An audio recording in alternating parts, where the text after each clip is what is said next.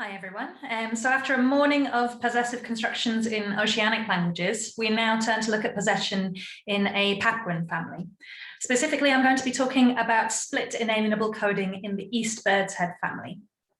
So here is a roadmap for this talk. I'm going to start out with a brief introduction in which I talk a little bit about the concept of split inalienable coding, or SIC for short, and I'll give an overview of the East Bird's Head family.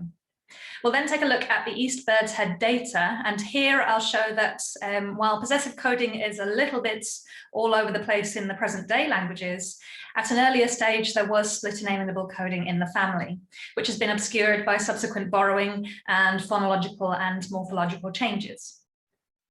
Finally, I'll touch a bit on both the historical and the theoretical implications of the data discussed here, in particular focusing on the development of SIC. So first, split inalienable coding. So some of you may remember that I presented on this phenomenon at last year's APLL, and since then I've refined the definition somewhat, based in part on the comments that I received then.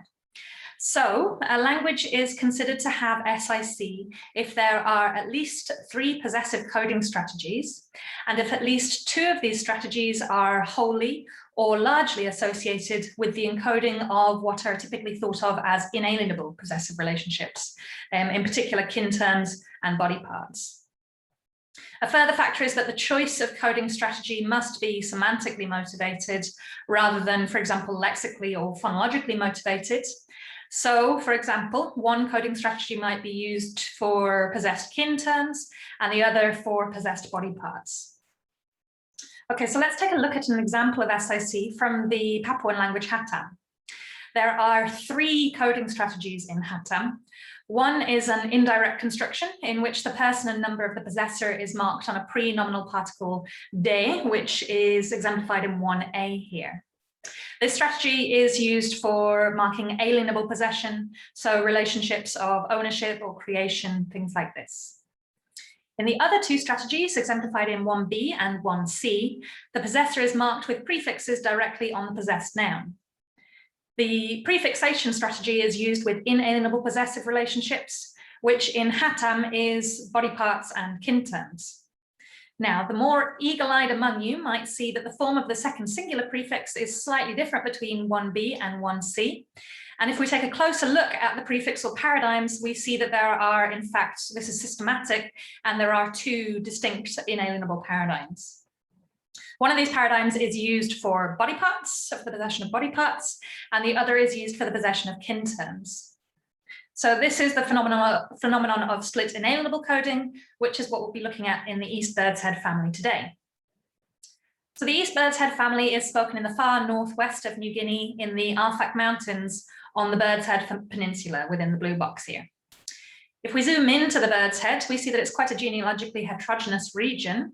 Each colour on the map here represents a different language family.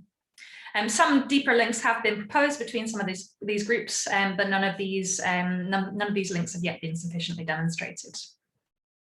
So there are 3 East Bird's Head languages marked in this fetching purple shade here. Sougb down in the bottom here, Meyah, spoken at the top, and Moskona on the interior of the Bird's Head. Now, Meyah and Moskona are more closely related to each other than they are to Sougb. Both are descended from a proto-language called Proto-Meax. Now, I'm going to show in this talk that the Meyah and the Moskona data indicate that we can reconstruct split inalienable coding to Proto-Meax, but that there's no positive evidence to reconstruct SIC to Proto-East Bird's Head. Okay, so let's get stuck in. If we start out with an overview of possession in the 3 East Bird's Head languages, all 3 of these languages have an alienability distinction. So as with the Hatam data that we saw a minute ago, the 3 languages all use an inflected pre-nominal particle to mark alienable possession, and then prefixation directly on the possessed noun to mark inalienable possession. Here's an example from Sougb to show the alienability distinction. In A, alienably possessed house, the first singular prefix attaches to the pre-nominal particle an, whereas in B, inalienably possessed ear, the same prefix attaches to the possessed noun. to let you know, from now on, I'm not going to be talking any more about the alienable, the indirect alienable coding strategy in any of the 3 languages. And for the rest of this talk, I'm just going to be focusing on the inalienable prefixing strategy. Now, inalienable possession in Sougb is very straightforward. There's a single paradigm which is used to possess both kin terms and body parts. We don't need to dwell too much on this paradigm, but we will be coming back to it later. One thing to note here is that the East Bird's Head languages also mark dual number in their possessive paradigms, but for expository purposes, I'll just be sticking to singular and plural here. So whereas Sougb has a single inalienable paradigm, both Meyah and Moskona have multiple markers of inalienable possession. These are the different markers in Meyah.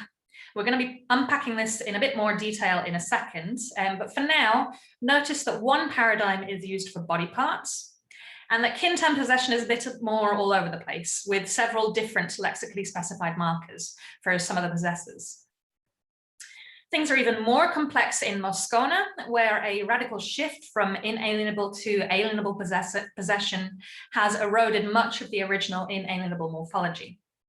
Now, we'll come back to kin terms in Meyah and Moskona in a minute, but for now, let's keep things simple and compare the body part paradigms of the 2 languages and see what we can reconstruct to Proto-Meax. Now, the forms marking the singular possessors are identical in the 2 languages, which means that we can happily reconstruct the same forms to their parent, Proto-Meax. Whereas Meyah has a clusivity distinction in the first person plural, Moskona does not. Now, the Papuan languages with a clusivity distinction are thought to have developed this through contact with the coastal Austronesian languages. And this makes sense in this case. Meyah is spoken in more coastal regions, whereas Moskona is spoken in the interior. So this is likely to be an innovation in Meyah that it's picked up from Austronesian languages. So we can reconstruct just a single marker for first plural to the proto language. So this leaves us with the second plural and the third plural possessors. At this stage, I should say one thing I haven't mentioned is that this body part paradigm isn't only used in the possession of body parts in Meyah and Moskona. Exactly the same paradigm is used to mark the subject of a clause on verbal predicates. So if we compare these body part / verbal subject marking paradigms with the verbal subject marking paradigm of Sougb, the 3rd member of East Bird's Head, we see that these paradigms are cognates. Now, the forms of the prefixes marking second plural and third plural in the Sougb verbal paradigm suggest to me that we should reconstruct a prefix with an initial glide for a second plural and with an initial liquid for a third plural. Okay, so let's move on now to kin terms. Now, we're going to have to do a little bit of internal reconstruction in both Meyah and Moskona before we can reconstruct to Proto-Meax. Let's take a look at the markers used with kin terms in Meyah when the possessor is singular. I won't be talking about plural possessors in Meyah because these possessors are marked with exactly the same prefixes used in the body part paradigm. For the singular possessors, the form of the prefix depends on the possessed noun. Now, if we untangle this a bit, we can get back to an earlier stage of Meyah. So let's start out with the first singular possessor. Now we can see from this table that many kin terms are possessed with this prefix ed. Grandmother and grandfather are possessed with ind. However, this prefix is identical with the first singular possessive marker in Sougb, so it's probably a borrowing from Sougb. Now there's suppletion for both mother and father in first singular. I've given the form for mother here, and the form for father is akaina. The same forms are found in both Sougb and in the nearby unrelated Hatam, which again suggests to me that these are borrowings from one of these 2 languages. So with all this in mind, we can reconstruct ed to Pre-Meyah as the first singular marker. Now for the second singular, we have this circumfixal form marking terms for parents. This is actually comprised of a third singular subject prefix, which refers to the parent, and a second singular object clitic, which refers to the child. So this form highlighted here has the literal meaning, she mothers you. The remaining second singular markers are all of the form vowel b. So we've got ab, eb, and ob here. Now, this variation in the vowel may be at least partly phonologically conditioned. So notice, for example, that ab tends to be used with a initial roots like grandmother and husband, and ob tends to be used with o and u initial roots like same-sex sibling, in-law, and so forth. So there are exceptions, as you can see from this table, but that's the general pattern. Now, as ed is used elsewhere, including with consonant initial roots like husband's parent and grandchild down at the bottom here, we can reconstruct ed to Pre-Meyah with subsequent vowel harmony in some cases for some roots. Finally, turning to the third singular, we see that the marker of the third singular possessor is overwhelmingly me. And there is this one prefix f, which is used with child, but this is thought to be derived from the third singular alienable particle fn. Therefore, we can reconstruct me to Pre-Meyah. Okay, now the morphology for kinship terms in Moskona is even more complex, as the language is in the process of losing the kinship prefixing paradigm. So many kin terms no longer take inalienable prefixes. Those which are still marked with a prefix for at least one person number combination are given in this table. And in some cases, the prefix is now used in combination with the inflected alienable particle, and this is marked with this notation here. Okay, so reconstructing ed for first singular is straightforward, as it's found on several kinship nouns. Only two kinship nouns, grandparent/grandchild and opposite sex sibling, take prefixation when the possessor is second singular. Now, there isn't enough information here to reconstruct one prefix over the other, so I'll be agnostic in this reconstruction. The remaining prefixes are only found on same-sex sibling and opposite-sex sibling. For opposite-sex sibling, the prefix ni marks third singular, first plural, and third plural possessors. This prefix also marks a second plural possessor on same-sex sibling. So I think we should reconstruct me as a first plural marker in Pre-Moskona with a subsequent extension into third singular and third plural for opposite-sex sibling. Now, unfortunately, this leaves us with no data to reconstruct the third singular prefix. The other plural prefixes on same-sex sibling are identical with the prefixes used in the body part paradigm. So it may be that Pre-Meyah kinship prefixes were the same as those used to mark body parts as they are in present-day Meyah, but this would then leave the second plural a prefix on opposite-sex sibling unexplained. Again, there aren't really enough data to resolve this question, so again, I'll be agnostic in the reconstructions. Okay, so if we compare the Pre-Meyah and the Pre-Moskona kin paradigm, the Proto-Meax paradigm falls out rather neatly, I think. The only real questions are around the second singular and the second plural forms. And no, I actually think it likely when we compare Pre-Moskona and Pre-Meyah, I think it likely that we should that we can reconstruct second singular eb to Proto-Meax, and that the a form that we found in Pre-Moskona is a relic of an even older paradigm, which I'm not reconstructing to Proto-Meax. For Proto-Meax, however, I think it likely that the prefixes marking plural possessors of kin terms were identical with the body part paradigm. So that would make them me, ye, and ri. So if we put all this together, then we see that Proto-Meax had a semantically conditioned system of split inalienable coding. And these are the forms that we've reconstructed. Okay, so that's pretty cool information, but what can we do with it? Well, first, let's have a think about the historical implications. It just has a single inalienable paradigm, and that we've only reconstructed SIC to Proto-Meax. Now, it is possible that Proto-East birds had also had SIC, and that Sougb subsequently extended the kin term paradigm to be used with body parts. However, I think it more likely, in the absence of positive evidence, that SIC is an innovation in Proto-Meax, because the body part paradigm used in the two daughter languages is transparently derived from the system of verbal subject marking. So it looks like quite a recent innovation. So the next question is, how did Proto-Meax develop SIC? Well, Moskona and Meyah are not the only languages in the area that are attested with SIC. I've extracted this map from last year's talk. Circles are Papuan languages, crosses are Austronesian languages, White means that the language doesn't have an alienability distinction. Black means that there is an alienability distinction, but there's no split inalienable coding. And blue, which is the ones we're interested in, means that the language has split inalienable coding. Now, I should mention at this stage that split inalienable coding seems to be pretty rare worldwide. Outside of East Indonesia, I've only found it in around about a dozen languages worldwide. So the presence of SIC in at least 11 languages in Northwest New Guinea, unrelated languages in Northwest New Guinea, suggests that contact has played a role here. So you'll see the blue circles marking Meyah and Moskona on the back of the bird's head here. And this third blue circle is the unrelated Papuan language Hatam, which we saw at the beginning of this talk.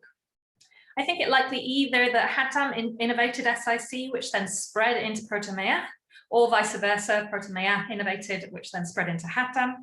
And there's plenty of evidence for prolonged and intense contact between Hatam and the East Bird's Head languages that would have facilitated this transmission. Now, SIC in all of the Austronesian languages is very recent. In all cases, the distinction can't be reconstructed any higher up the Austronesian family tree than the individual languages themselves, which suggests that in each case it's been innovated since the language broke up from its closest relative. Now, as anyone who works in this area knows, Biak, this blue cross at the top here, has been very influential over the coasts and islands of the Bird's Head, around the Bird's Head over at least the last few hundred years.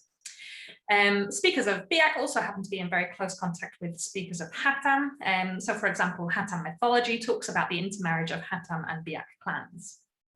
So I think a reasonable explanation for this distribution of SIC around Northwest New Guinea is that it entered Biak through Hatam, and then speakers of Biak took it elsewhere in the area. Okay, so let's turn now to some of the theoretical implications of split inalienable coding. Now, there's plenty of evidence to suggest that languages keep the nominal classes of body parts and kin term distinct. So, for example, it's well known that body parts and kin terms are often treated differently when it comes to the alienability distinction itself, with, for example, one class or the other patterning as inalienable. So in the nearby region, both Abun and Bermeso possess body parts as inalienable and kin terms as alienable. And in the languages listed at the bottom here, these languages possess kin terms as inalienable, but body parts pattern with alienably possessed nouns. There's also evidence for kin terms being a distinct lexical class from elsewhere in the grammar. So, for example, Blust reconstructs a prefix ta to Proto-Austronesian, which was used exclusively on kin terms to mark that they were being used referentially. Kin terms and body parts may also follow different diachronic pathways with regards to the alienability distinction. So, for example, in her study of the drift from inflectionable inalienable to analytic alienable possessive constructions in central Maluku, Flory finds that kin terms are shifting from inalienable to alienable constructions in Sougb, whereas in Alune, this same shift is happening, but for body parts instead. And in Icelandic, Schuster shows that constructions with possessed kin terms were much more resistant to contact-induced changes than those with possessed body parts. Indeed, body parts and kin terms are semantically and syntactically distinct, as Dahl and Kopchevskaya-Tam discuss, while the two classes are both similar in that they both entail a possessor, and this possessor is often predictable. Body parts are much less animate than kin terms, which means that they have a lower discourse status typically, and are more likely to occur as objects or as adverbials. They're also, of course, less likely to occur as vocatives than kin terms. So here's my question, which I'll leave with you. If body parts and kin terms are indeed so distinct, and we see these distinctions manifesting in possessive constructions around the world, both synchronically and diachronically, then why don't we see more attestations of split inalienable coding? Okay, so that's all for now, with very many thanks to my sponsors, and thank you to you, the APLL audience.